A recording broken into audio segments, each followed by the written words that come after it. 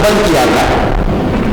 एक सुराख बंद करने के लिए कपड़ा नहीं था तो उन्होंने एड़ी लगाकर मुझे अंदर दावत दी थी। मैं अंदर गया तो उसी रफीक गार के जाने पर मैं आराम कर रहा था। ये मोहब्बत का एक अजीब अंदाज है जिसको देखकर फरिश्ते रश करें। तो लिहाजा आराम कर रहा था। जानिए सिद्दीक अकबर जमाल मुस्तफा आराम कर रहा था तो अंदर दिल से सांप डस रहा था। हजरत सिद्दीक अकबर की एड़ी सांप डस रहा था। तो मेरा सिद्दीक मुझे उठाना और जगाना मुनासिब नहीं समझा। इश्क और मोहब्बत की खालिसियत और इखलास का इम्तिहान है कि सांप के डस और उसके तकलीफ से पर कहीं तलमला तो नहीं गुलाम, ये आशिक तलमलाता तो नहीं। ये इम्तिहान था, चुनांचे ये इश्क का आखिरी इम्तिहान है। बाकी इम्तिहान छोटे छोटे आते रहते हैं। तो आखिरी दर्जे का इम्तिहान है। सांप डस रहा है, जहर छोड़ रहा है, एड़ी मुतासिर है, दर्द पूरे जिस्म पर फैला हुआ है, जिस्म पूरे रगो रेशे में सरायत किए हुए है। हजरत सिद्दीक अकबर हरकत करना मुनासिब नहीं समझते कि कहीं मेरे आका की नींद में खलल ना हो जाए। इसको मोहब्बत की ऐसी मिसाल दुनिया में कौन पेश कर सकता है। तो आंसू जारी हो गए, नाकाबिले बर्दाश्त हद तक जब तकलीफ हुई तो आंसू सरकार के उनके अंदर पे गिरे। जब सारे अंदर पे गिरे तशरीफ लाए और वहां आए तो सरकार कौनैन उठे।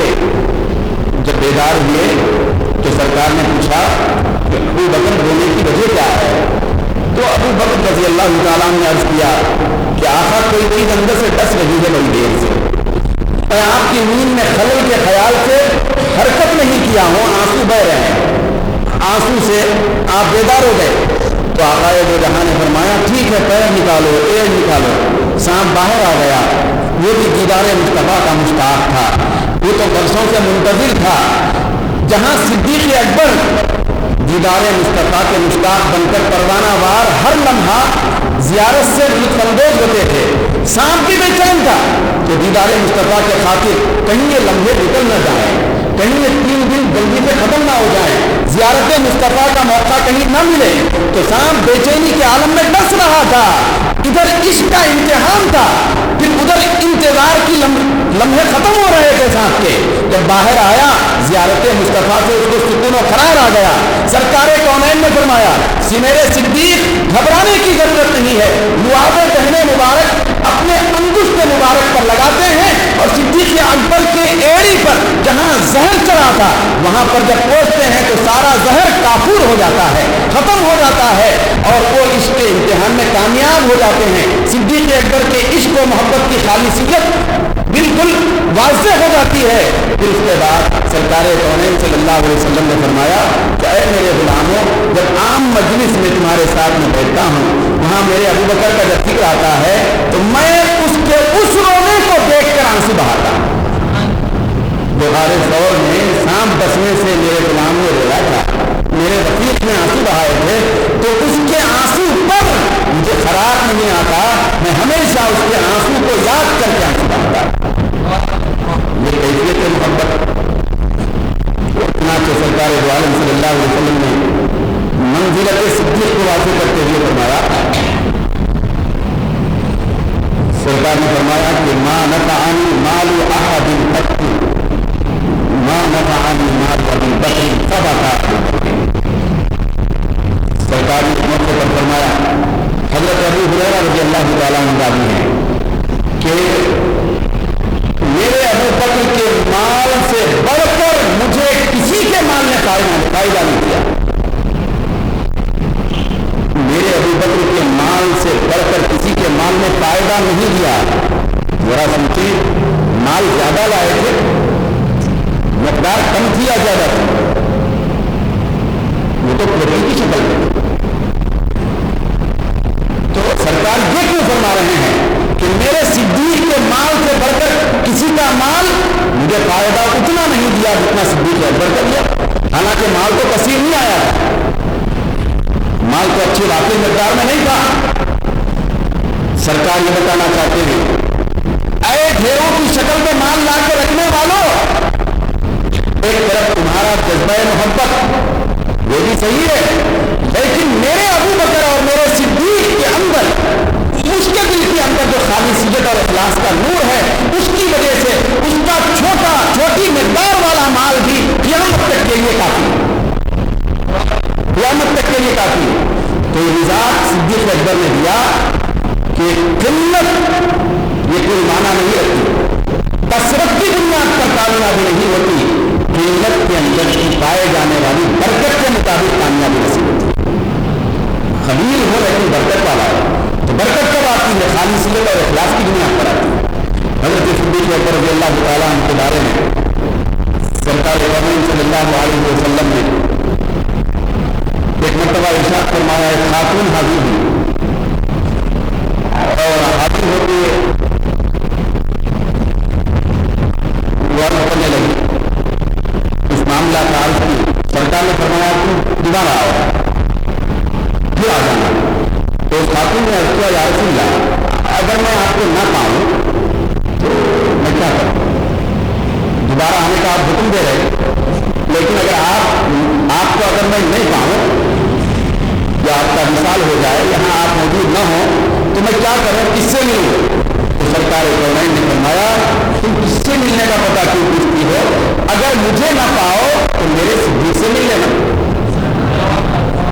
میرے ابو بکر سے مل لینا، یہ مجھ سے ملنے کے برابر ہے.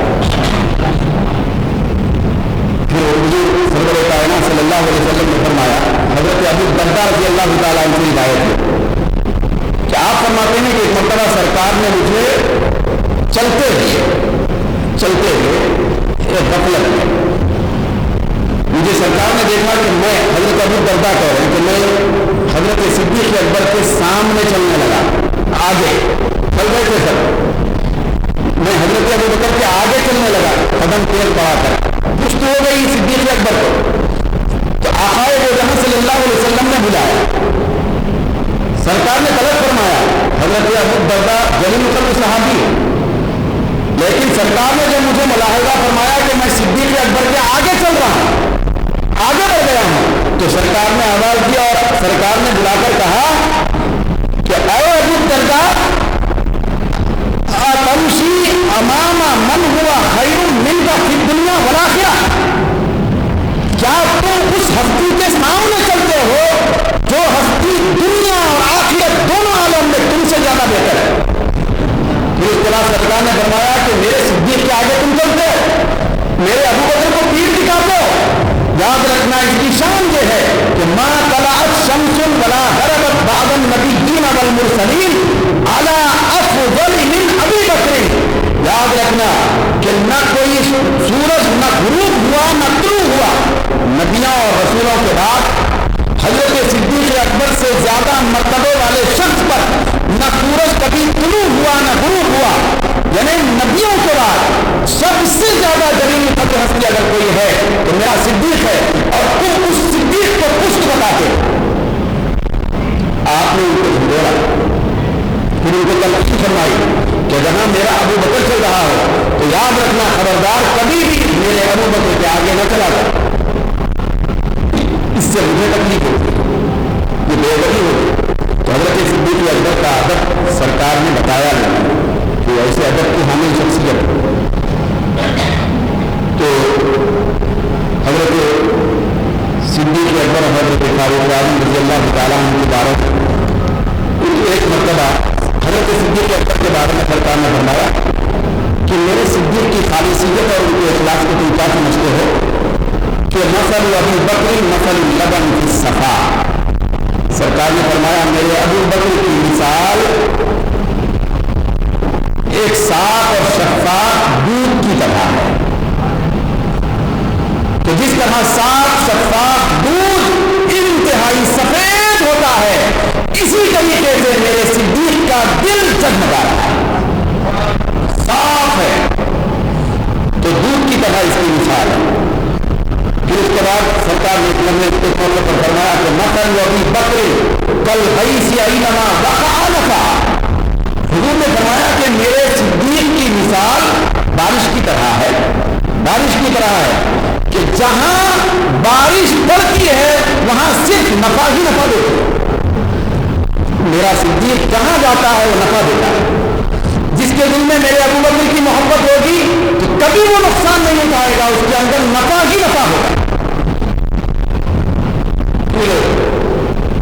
ایک مرتبہ تو سرکار دو عالم صلی اللہ علیہ وسلم حضرت ابو بکر حضرت عمر فاروق رضی اللہ تعالیٰ عنہ دونوں شخصیتوں کے ساتھ مسجد نبوی میں تشریف لایا۔ آخری بار سرکار ایسے عالم میں تشریف لائے، بڑا دیدنی منظر تھا، وہ قابل دید تھی، لوگوں کو رشک ہو رہا تھا صاحب۔